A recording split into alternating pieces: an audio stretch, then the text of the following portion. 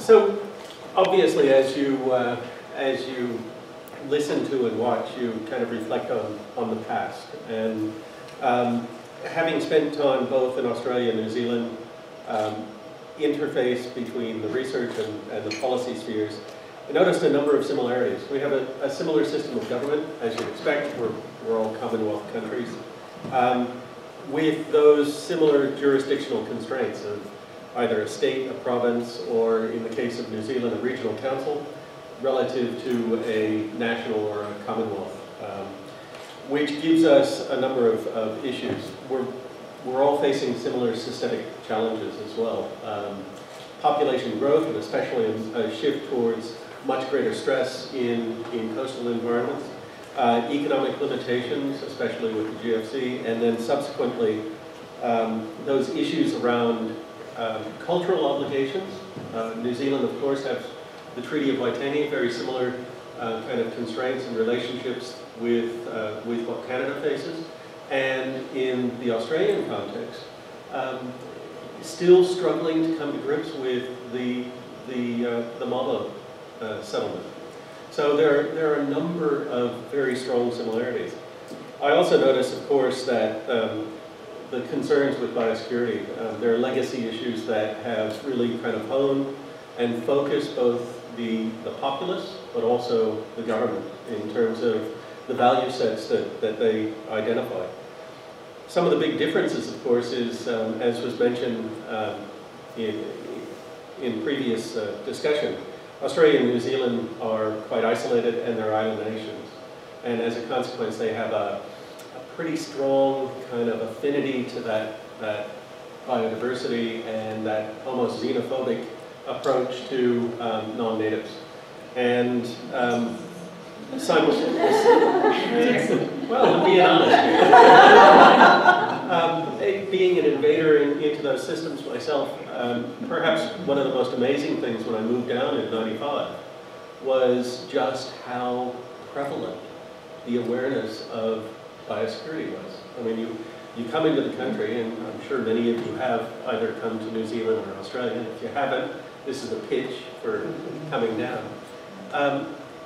You go in, and really the first thing that you're hit with is questions that are biosecurity related, not quarantine or customs in the traditional sense. So, you know, you go into New Zealand and they ask you, do you have a tent? So, do you have a tent, right? Do you have hiking shoes? Have you been to a farm? They are serious about this. They'll actually take your shoes off you and scrub them down for you. So it's a really, that level of awareness at the border actually penetrates into the populace. You talk to people, I think one of the students mentioned that he now talks about zebra mussels and his folks know what he does. Well, we talked about Asterias. Asterias amurensis is a sea star, and people knew. I mean, people in Queensland, this thing's down in Tasmania, people in Queensland knew that it existed. Some of the differences also that are pretty apparent. You guys are looking at the development of consistent single legislation. New Zealand established the Biosecurity Act in '93, really on the backs of work in late 80s and early 90s. And that Biosecurity Act culminated in a fairly strong focus jurisdictionally with the creation of Biosecurity New Zealand in 2004. So a single government agency, one voice, one focus across all ecosystems. Australia is currently going through a very similar situation as you. It's looking to create a Biosecurity Act, and it is struggling with that fractured jurisdictional relationship within central government. So I guess some of the other things that I wanted to mention were as we work through the process of creating a biosecurity framework, we need to think about the incentives and to some extent the perverse disincentives to knowledge acquisition. We create these structures, we think they're going to do the right thing, but they actually don't facilitate the investment in attaining information or in developing that knowledge base. And to some extent that's associated with the innocent until proven guilty or guilty until proven innocent, dialogue.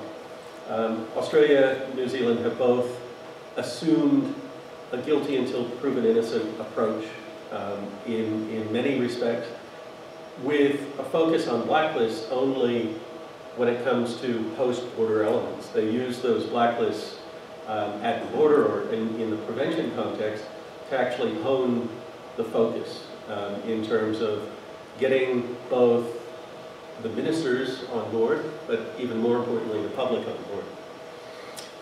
The other thing that I think I just wanted to notice today was the fact that having witnessed in the Australian context the creation of a national biosecurity system where the jurisdictional responsibilities at the Commonwealth level, which are very much focused on prevention, and I heard that dialogue today, coupled with the state's responsibilities for post-border management, control, etc., actually create an interesting conundrum, because the people making decisions as to whether we're going to stop things coming in, which tend to be less expensive and a higher probability of success, when they allow things through the system, the states pick up more expensive and less likely to succeed problems. And between 2001, post-Blackstripe Mussel, and about 2006, the dialogue at the Commonwealth state level, the COAG level, really was focused around states wanting the ability to have an input into those decisions, those critical decisions about prevention, because they ultimately were going to inherit the problems. So that push-pull between state and Commonwealth really has been used to some extent by the states to ratchet action. Victoria moving to ballast water regulation to try and push the Commonwealth to actually do something. Western Australia now pushing with biofouling regulation to get the Commonwealth to undertake action. And I think we'll see some of that, if we haven't already, given that Ontario's moving fairly rapidly with many of those kind of things. You asked about challenges. Personally, I think the biggest issue that we face as biosecurity researchers and policymakers is being able to sell to the public the true impacts. And as Greg mentioned, and as I mentioned, our knowledge base globally around impacts is actually incredibly poor. We probably only have good impact information for a very small fraction of species.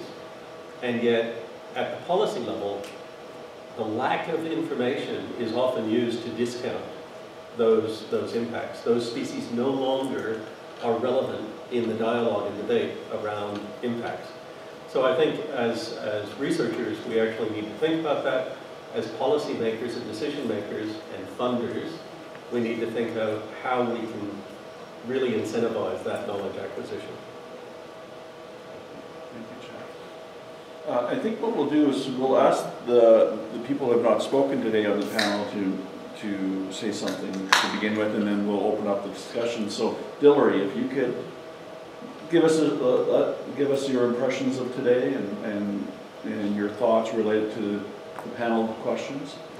Sure. So first of all, thank you for inviting me to sit on this panel. In terms of the day, I certainly appreciated hearing from all the individuals and the various activities and events and initiatives taking place at the various departments, and I think that the overview, in terms of the Canadian perspective, the overview of what's happening in the Canadian system, the federal system, the provincial system, and from others, and of course the international perspective as well, was a very, very good scene setter for conversations that we can continue to have, including this particular panel.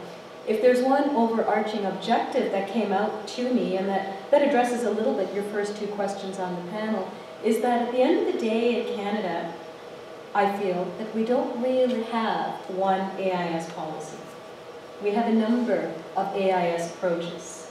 Those approaches are sectoral, those approaches are jurisdictional, and those approaches are carried out and articulated by a number of government agencies, by NGOs, academia, and others. So on one hand, it's encouraging, I think, because certainly what we heard today suggests that there is a lot of activity in the area of AIS. There's no doubt in my mind. There's a lot of activity and a lot of energy going into AIS-related work. What I find, I wouldn't call it discouraging. I think it's an area of missing ingredients where we perhaps need to work a little bit more together, is that overarching cohesion. How can we then bring all of these elements together?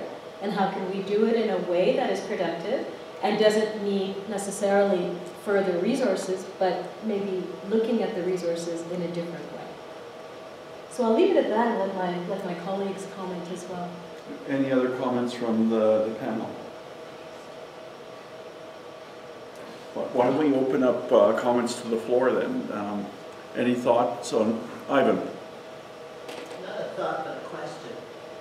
And Biosecurity Act raises me the question of what's the practical differences between environmental protection, biosecurity, species at risk, and a number of other legislations already that might be in place there that are going to somewhat overlap there.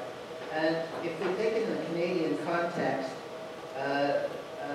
we have to, in order to attract the political attention, we would have to sort of make sure that any of those concepts are going to fit well with industrial development, transportation, and so on and so forth, and exploitation, resource development.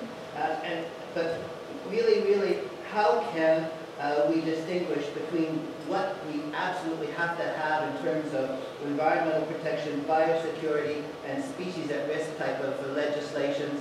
And are there overlaps? Are there synergies that can be worked on?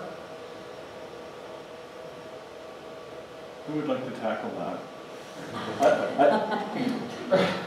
I could see that. I'll see that because given your question, the first thing I thought about is this ecosystem approach. And when you were giving the talk today, Kelly, when you started talking about this ecosystem approach, and maybe we need to think about an ecosystem approach for invasive species. I work on the species at risk side as well, and I think we're having exactly the same discussion. And so why don't we have that same discussion in the same room about that ecosystem where we have invasive species issues and species at risk issues? And then from the broader perspective, it's the role of the CBD to look at the relationships of those different elements of biodiversity and the challenges of protecting that biodiversity. So I'll plant those seeds and I'll allow you to expand.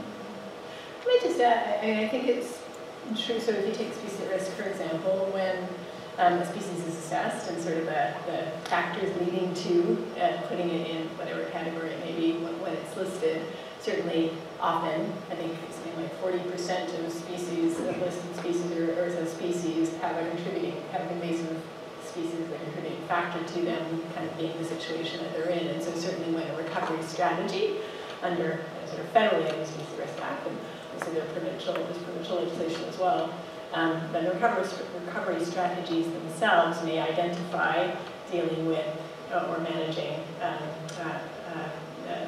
the invasive species as part of kind of the recovery plan. So, so there's a fairly, on a species basis, and hopefully as we move more to sort of multi-species strategies and approaches in places like the Divide and Saskatchewan, looking at how all of those pressures and factors are dealt with in how we look to recover species at risk. So the biosecurity question is interesting, and that almost links it back more to the aquatic, I think. I don't know if you've got examples from the aquatic, because obviously there's also a species at risk kind of consideration for aquatic species that factors in. Similar. I think also integrated oceans management, protected areas, fish habitat protection. I think that we have been treating aquatic invasive species file as somewhat separately while we're starting to work together with the other regulatory agencies, especially as we move forward on the regulations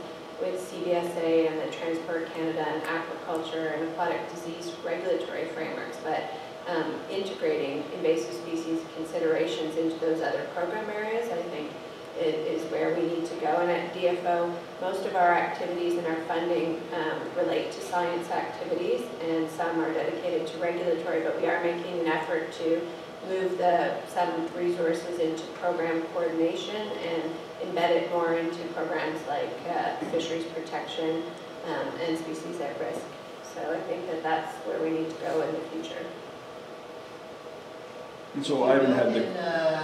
You built in something within biosecurity. Would it also include not just aquatics, but you're going into the forestry, you're going into the other areas of species protection? Well, in the Canadian context, we haven't followed the same model as New Zealand and Australia in thinking about biosecurity and having one act or one department that focuses on that. We have, as we've heard today, a number of departments and a number of jurisdictions that manage different aspects of the invasive file. I don't know that at this point we would move to that biosecurity model, but I think what we need to do is more cooperation and coordination within our respective mandates, because those are not likely to change in the near term. So there is a lot of overlap. We're working, the DFO is working very closely with provincial jurisdictions. We're doing it, our work is related to our jurisdiction about managing fish and fish habitat and use of fish, but we're working with CFIA in the disease component and Environment Canada and parks in the parks that they manage. So I don't think we're going to end up where Australia and New Zealand have, but I think we can work together to produce a similar result. You think? I hope. I'll think that way.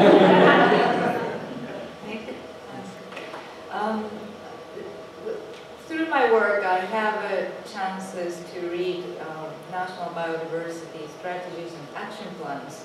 That is one of the instruments of the CBD for each country to make a strategy to protect biodiversity and plan for actions and put the elements to coordinate different actors within the countries. And something interesting trends after 2010 when CBD's convention strategy was adopted. Numbers of countries, including Canada, mentioned about the importance of coordination. That's inter-ministerial cooperation, and also between central government and local government, and engagement of all stakeholders in industry, local community, indigenous community, and academics. And there's another tendency that I would like to highlight, that strong collaboration between academics and government. Those countries where those collaboration exists, their action plans are very strategic and successful implementation occurred. That's something I would like to highlight. The only thing I might add to that is, really at the end of the day, the underpinning is that economic development and environmental sustainability really do need to move hand in hand. I think that's just a principle that we all need to subscribe to. But when I think about invasive species and the players who are typically in the game, it tends to be largely government at every level, absolutely, and NGOs and academia. There has to be, I think, a role for the private sector, because at the end of the day, it is the private sector, whether it be forestry or resource extraction or fisheries or aquaculture, what have you, who are actually involved in that economic activity. And I think we need to get the private sector much more engaged in these arguments and these debates and the progress that we can make. And have them look at invasive species as they do species at risk to some extent, but to look at it in a proactive way as opposed to it being responsive all the time. Because I do find from experience that the private sector pays attention to invasive species when it impacts trade, or when it reduces wood fiber, or when it results in closing a fishing area. The rest of the time, they carry on their business, and it's not something that preoccupies them too much. So I think engaging them has to be an ingredient we bring into the mix. Other comments, and perhaps the shipping industry might feel that they've been one of the more responsive Yes, industries, this is correct. and have been heavily involved in CAISN. But where they've been impacted, they've actually responded to pressure from, I would say, government and scientists telling them that they have to do this. They don't really get impacted by releasing toxic dinoflagellates or new species. They can keep on going. They have no feedback to their actual activities. So in this case, I would argue that would be a case where actually academic working with government people, and I'd say that's the only real thing I can say proud of as an aquatic-based scientist, that the ballast water management, that actually looks like it's working. It's actually looking like we've done something that's moved something forward. It's taken decades, but it has moved forward.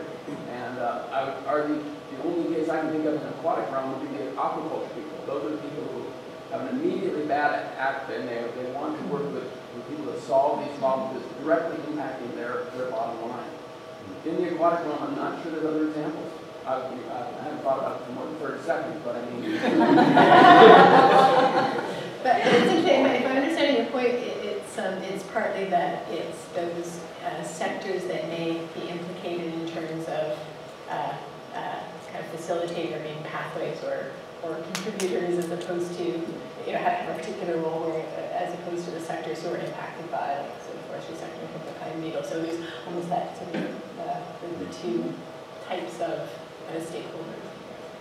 During our consultations on the aquatic invasive species regulation, we had multiple instances where we were in a room, they were public meetings, different stakeholder groups were represented, and I thought the best conversations were when the stakeholder groups were speaking to each other, aquaculturists talking about the potential impact on their operations from aquatic invasive species and the need to prevent boaters from spreading these species around, and then the boaters responding about the impact on their activities from restricting their boating activities or their fishing activities, and just really seeing the dynamic. And in some cases, it's a species is being introduced by one sector and that species impacts another sector.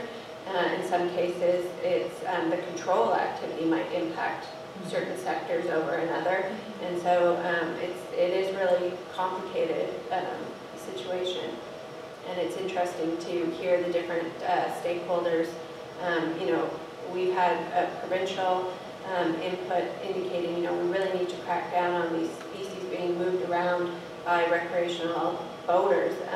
At the same time, if you were to go and suggest a prohibition against the transport of this species, the impacts could be quite significant, and whether the stakeholders would support that or not, we don't know. So I think it's going to be interesting as we go forward. We're just creating the framework, but each species that we add is going to be a discussion and a debate.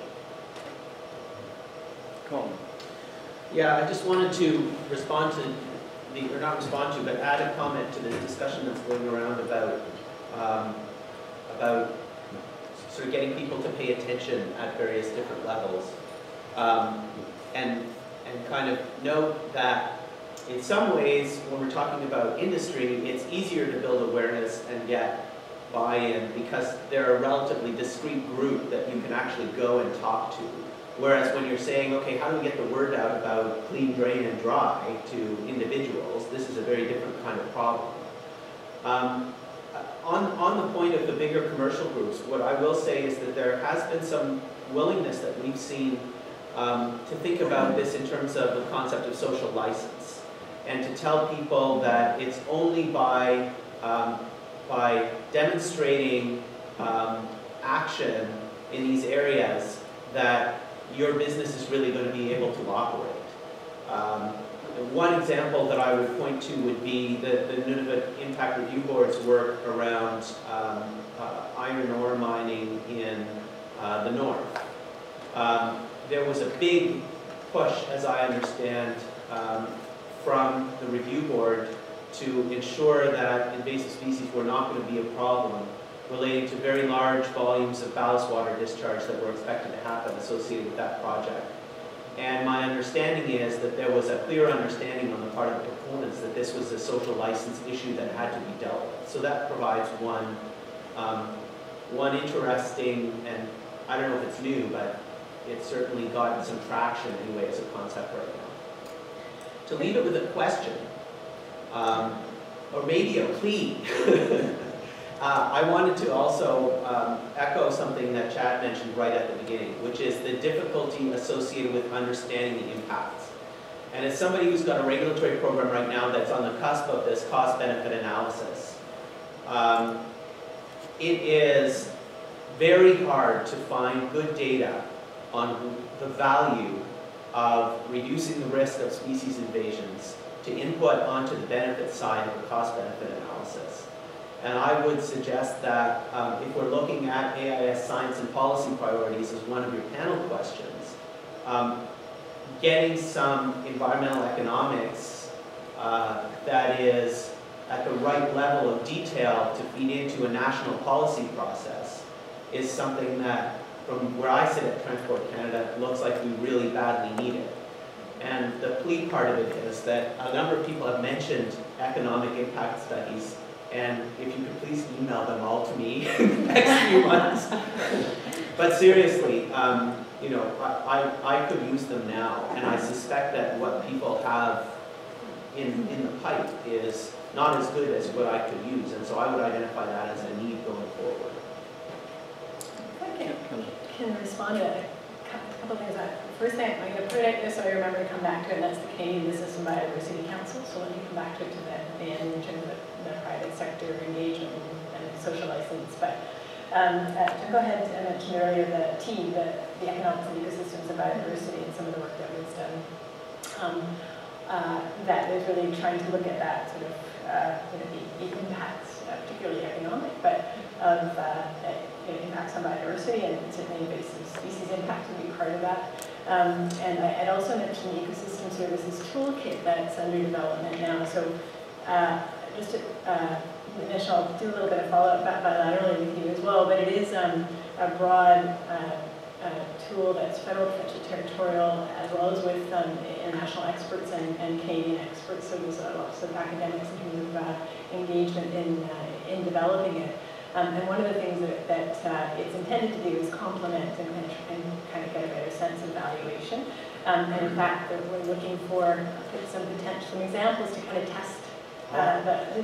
We need to talk. So I throw that in general, but trying to get a bit of a cross-section of situations where you can have sort of practical application and sort of test the kit, which should be available sort of by early fall. So it would be very interesting to have a bit of a kind of an invasive kind of case study to sort of apply that and see how that suits. As I said, it's economic, social, and sort of cultural valuation, because that's the other challenge on the cost benefit, is to get just beyond the economic, which is harder to price sometimes.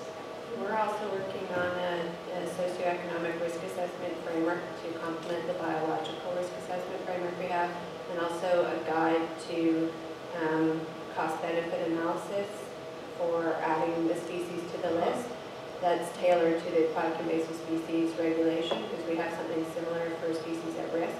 So we have some information as well. Okay, that would be great.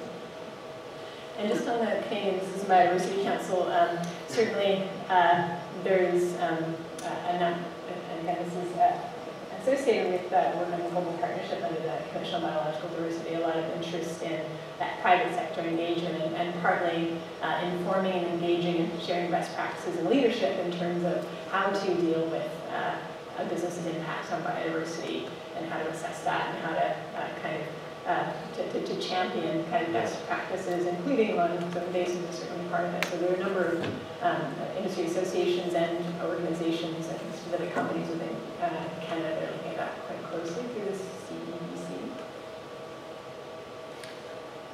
Just a comment. Great, get the chance. Come on. Go for it, Chad. Yeah, well, he ignored me at the last conference. So. You know, I think we do a very good job of understanding, or beginning the process of understanding the impact of a regulation. People that are going to be impacted tell us immediately. We also, we don't have a good feel for what value sets exist, and I think that's a piece of social science research that is critical. But when I say we lack impact information, I'm actually talking about the empirical understanding of what an introduced species does. And the difficulty that we have is we can tell you how much it costs us to control the species, or to control the impact, or to control the economic interests. But when it comes to the environmental or the ecosystem services impacts, we do an incredibly poor job. And so the consequence of that is we will discount that in our assessment of ultimate risk of consequence. So ultimately, we're going to be sitting there dealing with a really small set of species because the others we haven't even looked at. And then those for which we do have information, in many times, as I said on Monday, we actually didn't have the power to detect an impact even if it would have existed. So what's that tell us? That tells us that we didn't do enough work as researchers, but what it tells the policy people is we don't have any information for that species, or worse yet, there was no impact. And I think we need to be very careful about how we communicate what the science tells us in that impact space. Greg made the comment that we really need to look at the cumulative impact. When I look at a fallen community, and most people don't care about fallen communities, but when I look at a community that is 90% to 100% non-native, you cannot tell me that that is having no impact. And yet, for each of those individual species, there's no impact. So that's where we have to kind of get our headspace to some extent. Is that a hole in the science? Like one of your questions there, there's gaps in science, is that one of them? It is a critical gap in the science, and the worst part of it is that in Australia, if I want to know the impact for a species that I've identified as the next pest that is likely to come in, I have to invest in research overseas. And too many governments cannot do that. They cannot fund people to go to Japan, to go to the US, to do that piece of research. So, you know, we've talked about information exchange and sharing, but we actually have to be a little bit more strategic in terms of, I need this information. And so it's the risk assessments coupled with that relationship building. Well, we have these, what I call reciprocal invasions, right? You're getting our stuff, we're getting yours. Maybe we need reciprocal research arrangements. That we do those impact analyses on what you're getting and vice versa. It sounds good to me. Greg. Really? Me? Yes.